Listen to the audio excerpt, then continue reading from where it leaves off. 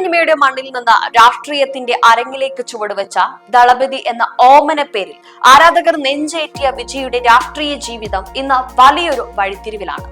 ഒരു കാലത്ത് തമിഴകത്തെ ഇളക്കി മറിച്ചുകൊണ്ട് MGRന്റെ പിൻഗാമിയായി അദ്ദേഹം എത്തുമെന്ന് ഏവരും വിശ്വസിച്ചിരുന്നു. എന്നാൽ ഇന്നത്തെ സാഹചര്യങ്ങൾ തികച്ചും വ്യത്യസ്തമാണ്.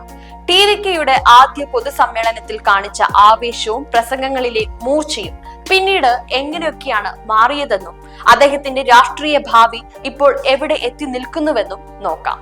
രാഷ്ട്രീയത്തിലേക്കുള്ള കടന്നുവരവിന് ശേഷം വിജയെ വിടാതെ പിടികൂടിയത് വിവാദങ്ങളുടെ ഒരു പരമ്പര തന്നെയായിരുന്നു. അതിൽ ഏറ്റവും വേദനാജനകമായ ഒന്ന് കരൂർ ദുരന്തമാണ്.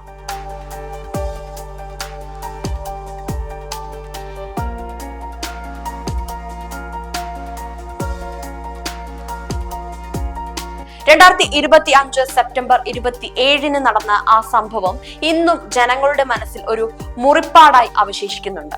10,000 പേർക്ക് അനുമതി ചോദിച്ച് സംഘടിപ്പിച്ച റാലിയിൽ അതിലും പല മടങ്ങ് ആളുകൾ തിങ്ങിക്കൂടിയപ്പോൾ ഉണ്ടായ ദുരന്തം താരാരാധനയുടെ മറ്റൊരു ഭീകരമുഖമാണ് നമുക്ക് കാണിച്ചു തന്നത്. ശ്വാസം മുട്ടിയും ചവിട്ടേറ്റും മരണപ്പെട്ട 41 പേരുടെ അകാല വിയോഗം തമിഴ്നാടിനെ ഒട്ടാകെ നടുക്കി. സുരക്ഷാ ക്രമീകരണങ്ങളിലെ വീഴ്ചയും അതിലുപരി അപകടത്തിന് ശേഷം മണിക്കൂറുകൾ വൈകി എത്തിയതും ഉടൻ തന്നെ സ്ഥലം വിട്ടതും വിജയ്ക്കെതിരെ വലിയ വിമർശനങ്ങളാണ് ഉയർത്തിയത്. രാഷ്ട്രീയത്തിലെ പക്വത ഇല്ലായ്മ, പ്രശ്നങ്ങളെ അഭിമുഖീകരിക്കാനുള്ള ഭയം എന്നിങ്ങനെ എതിരാളികൾ അദ്ദേഹത്തെ പല രീതിയിൽ പരിഹസിച്ചു. മരിച്ചവരുടെ കുടുംബത്തിന്റെ സാമ്പത്തിക ബാധ്യതകളും വിദ്യാഭ്യാസ ചെലവും ഏറ്റെടുക്കുമെന്ന് പ്രഖ്യാപിച്ചുവെങ്കിലും ആ ദുരന്തം ഏൽപ്പിച്ച ആഘാതം കുറയ്ക്കുവാൻ ആ വാക്കുകൾക്ക് കഴിഞ്ഞില്ല. ഇതിനുശേഷം സിനിമകളിലേക്ക് രാഷ്ട്രീയം കുത്തിനിറയ്ക്കുന്നു എന്ന വിമർശനവും അദ്ദേഹത്തെ പിന്തുടരുന്നുണ്ട്.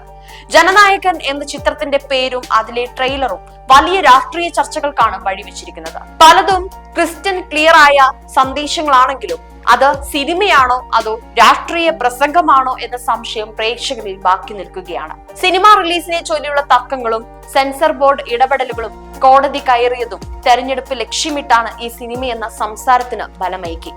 ഒരുപക്ഷെ തെരഞ്ഞെടുപ്പ് ഫലത്തിന് ശേഷം മാത്രമേ ഈ സിനിമ പ്രേക്ഷകരിലേക്ക് എത്തുകയുള്ളൂ. അത് വിജയുടെ രാഷ്ട്രീയ ജീവിതത്തെ എങ്ങനെ ബാധിക്കുമെന്നത് കണ്ടറിയേണ്ടതായിട്ടുണ്ട്. സിനിമയിലെ രാഷ്ട്രീയം ഒരു വശത്ത് നിൽക്കുമ്പോൾ വിജയുടെ സ്വകാര്യ ജീവിതത്തെ കുറിച്ചുള്ള വാർത്തകൾ മറുവശത്ത് വലിയ കോളിളക്കങ്ങൾ സൃഷ്ടിക്കുകയാണ്. വിജയും സംഗീതയും തമ്മിലുള്ള വിവാഹമോചന വാർത്തകൾ ഇന്ന് സമൂഹ മാധ്യമങ്ങളിലും രാഷ്ട്രീയ വൃത്തങ്ങളിലും ചൂടേറിയ ചർച്ചാ വിഷയമാണ്. 2021 മുതൽ ഇവർ അകന്നു കഴിയുകയാണെന്നും ഒരു പ്രമുഖ നടിയുമായുള്ള ബന്ധമാണ് ഇതിന് കാരണമെന്നുമാണ് പുറത്തുവരുന്ന റിപ്പോർട്ടുകളും.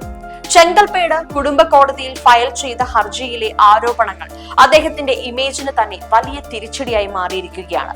ഇതിനിടയിലാണ് ഋഷിയുമായുള്ള ബന്ധത്തെക്കുറിച്ചുള്ള പഴയ ആരോപണങ്ങൾ വീണ്ടും സജീവമാകുന്നത്. നിർമ്മാതാവിന്റെ മകന്റെ വിവാഹ സൽക്കാരത്തിൽ ഇരുവരും ഒന്നിച്ചെത്തിയ വീഡിയോ സോഷ്യൽ മീഡിയയിൽ കാട്ടുതീ പോലെയാണ് പടർന്നത്.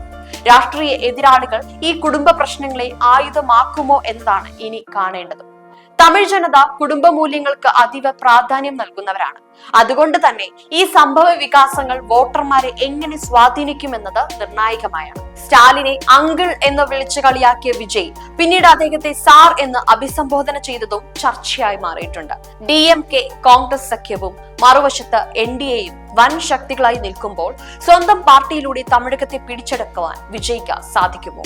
ഗോസിപ്പുകളും വിവാദങ്ങളും നിറഞ്ഞ ഈ പാതയിൽ ദളപതിക്ക് ഇനിയും ഒരുപാട് ദൂരം സഞ്ചരിക്കുവാനുണ്ട്. എന്തായാലും തമിഴക രാഷ്ട്രീയത്തിന്റെ ഗതി മാറുമോ അതോ ഈ വെല്ലുവിളികളിൽ വിജയ് പരാജയപ്പെടുമോ എന്ന് നമുക്ക് കാത്തിരുന്നു കാണാം.